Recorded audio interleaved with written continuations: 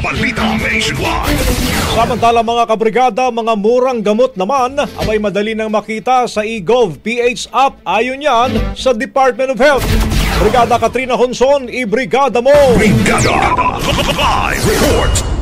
Mas pinadali na ng Department of Health ang paghahanap ng abot-kayang gamot sa pamamagitan ng bagong feature sa eGov PH app na tinatawag na Drug Price Watch.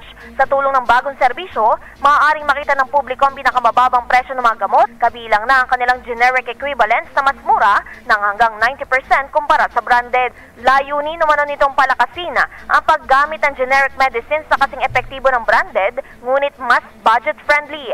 Paliwanag ng DOH, bahagi ito ng pagpapatupad ng Universal Healthcare Law at Generics Act of 1988 na parehong naglalayong gawing mas accessible at abot-kayang dekalidad ng gamot para sa bawat Pilipino. In the heart of changing lives, ako, si Brigada Katrina Honson ng 105.1 Brigada News sa Manila, The Music and News Authority. Ang bahaging ito ay hatid sa atin ng Yummy-Vit ES3 Syrup. Simulang tuparin ang pangarap ng iyong anak. And stunting now,